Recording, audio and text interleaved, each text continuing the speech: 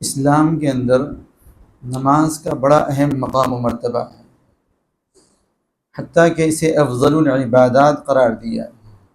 ساری عبادتوں میں سب سے افضل عبادت نماز ہے۔ اسی وجہ سے جیسے ہی بچہ سمجھ اور شعور کی عمر کو پہنچ جائے اس کو نماز کا پابند بنانا چاہیے، اس سے نماز کا اہتمام کروانا چاہیے۔ سمجھ اور شعور کی عمر کیا ہے؟ احادیث سے پتہ چلتا ہے کہ 7 سال کی عمر یہ سمجھ اور شعور کی عمر ہے۔ اس میں اچھا برا بچے کو سمجھ میں آنے لگتا ہے۔ تو بچہ 7 سال کا ہو جائے تو اس کو نماز پڑھنے کا حکم دینا چاہیے، جیسے کہ حدیث میں آتا ہے جب بچہ 7 سال کی عمر کو پہنچ جائے تو اس کو نماز کا حکم کرو، اور 10 سال کا ہو جائے اور نماز نہ پڑھے تو اس کو تنبیہ کرو، مارو اور ان کے بستر علیحدہ کر دو۔ تو 7 سال کی عمر تک پہنچنے کے بعد بچے کو نماز کا اہتمام کرنے والا، پابندی کرنے والا بنانا چاہیے۔ حکم کرنے میں صرف یہ نہیں کہ اس کو یہ کہہ دے کہ بھئی نماز پڑھ لے، بلکہ جس طرح اس حدیث میں بعض روایتوں کے اندر مرو اولادکم کے، مرو ابناءکم کے الفاظ آتے ہیں، بعض روایتوں میں علموا ابناءکم کے بھی الفاظ آتے ہیں، یعنی نماز سکھانا چاہیے باقاعدہ اہتمام کے ساتھ۔ تو 7 سال کی عمر یہ شعور اور سمجھ کی عمر ہوتی ہے، تو اس وقت نماز کا حکم کرنا، نماز سکھانا چاہیے۔ اس سے پہلے بھی نماز کی ترغیب دینی چاہیے، اس سے پہلے بھی نماز کی ترغیب دینی چاہیے۔ ایک مرتبہ ایک شخص نے رسول کریم صلی اللہ علیہ وسلم سے پوچھا کہ بچہ نماز پڑھنا کب شروع کرے؟ آپ صلی اللہ علیہ وسلم نے ارشاد فرمایا کہ جب اس کو دائیں اور بائیں کا فرق معلوم ہو جائے تب نماز پڑھنا شروع کر دے، نماز کا حکم کرو۔ تو گویا بچے کی عمر کے 3 مرحلے ہو گئے۔ ایک، تھوڑا بہت سوجھ بوجھ اس کے اندر پیدا ہو گئی، سمجھ پیدا ہو گئی، دائیں بائیں کا فرق معلوم ہونے لگا، تب اس کو نماز کی ترغیب دینی ہے، نماز کی رغبت دلانی ہے۔ دوسرا مرحلہ 7 سال کی عمر کو پہنچ گیا، پھر نماز کا حکم کرنا یعنی اہتمام کروانا ہے۔ تیسرا مرحلہ 10 سال کی عمر کو پہنچ گیا تو پھر نماز پر سختی کرنی ہے، نماز نہ پڑھنے پر تنبیہ کرنی، مارنا ہے۔ تو بچے کی عمر کے یہ 3 مرحلے ہیں۔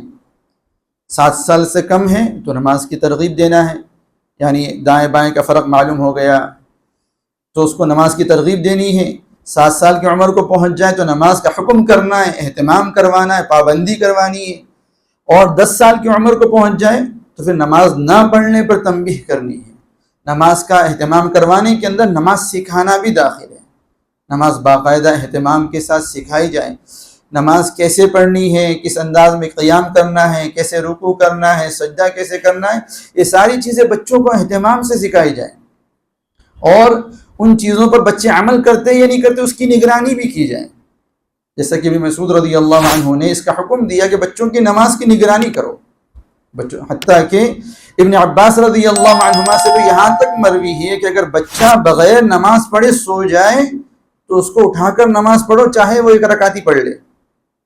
بچہ نماز پڑھے بغیر اگر سو جائے تو اس کو اٹھا کر نماز پڑھاؤ، چاہے وہ 1 رکعت پڑھ لے، چاہے غلط سرت نماز پڑھ لے، تاکہ اس کے ذہن میں یہ بات تو آئے، یہ بات تو ذہن کے اندر بیٹھے کہ نماز پڑھے بغیر سونا نہیں ہے، نماز کی اہمیت تو اس کے ذہن کے اندر آئے۔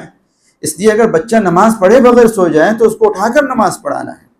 اتنی زیادہ جو ہے تاکید کی گئی ہے بچوں کے سلسلے میں، بچوں کو نماز پڑھانے کے سلسلے میں۔ اور رہا سنت پڑھانا، احادیث سے پتہ چلتا ہے کہ سنتوں کا بھی بچوں کو اہتمام کروانا چاہیے۔ آپ صلی اللہ علیہ وسلم وطر کی تعلیم دیا کرتے تھے حضرات حسنین رضی اللہ عنہما کو، حسن حسین رضی اللہ عنہما کو آپ صلی اللہ علیہ وسلم وطر سکھایا کرتے تھے۔ ایک مرتبہ ابن عباس رضی اللہ عنہما جو نو عمر تھے، بڑی عمر کے نہیں تھے، آپ صلی اللہ علیہ وسلم کے چچا کے بیٹے ہیں، نو عمر ہیں، ان کی خالہ حضرت میمونہ رضی اللہ عنہا آپ صلی اللہ علیہ وسلم کی زوج مطہرہ ہے، ازواج مطہرات میں سے ہے۔ ایک مرتبہ انہوں نے اپنی خالہ کے گھر قیام فرمایا، وہاں رات میں آرام کیا۔ رات میں جب رسول کریم صلی اللہ علیہ وسلم تہجد کے لیے اٹھے تو یہ بھی شوق کے مارے، جب بچے بڑوں کو دیکھتے ہیں اچھائی کا عادی تو بچے بھی وہی کرتے ہیں جو بڑے کرتے ہیں۔ آپ صلی اللہ علیہ وسلم نے تہجد کی نماز شروع کی تو یہ بھی شوق کی وجہ سے جو ہے آپ صلی اللہ علیہ وسلم کے ساتھ تہجد پڑھنے لگ گئے اور بائیں طرف کھڑے ہو گئے۔ حالانکہ اگر ایک مقتدی ہو اس کو داہنی طرف کھڑا ہونا چاہیے. تو وہ شوق میں آپ صلی اللہ علیہ وسلم کے ساتھ تہجد پڑھنے کے لیے آپ صلی اللہ علیہ وسلم کے ساتھ شریک ہو گئے اور بائیں طرف کھڑے ہو گئے. تو آپ صلی اللہ علیہ وسلم نے ان کا ہاتھ پکڑا اور سر کے پیچھے سے ان کو ایسا گھما کر جو ہے داہنی طرف کھڑے کیا. پیچھے سے اس لیے لے گئے تاکہ نمازی کے سامنے سے گزرنا لازم نہ آئے, اور ان کو داہنی طرف کھڑا کیا, کیونکہ اگر ایک مقتدی ہو تو اس کو امام کے داہنی طرف کھڑا ہونا چاہیے. اور یہ کون سی نماز تھی جس نماز میں یہ واقعہ پیش آیا؟ یہ تہجد کی نماز تھی. پتہ چلا کہ سنت و نوافل کا بھی ان سے اہتمام کروانا چاہیے.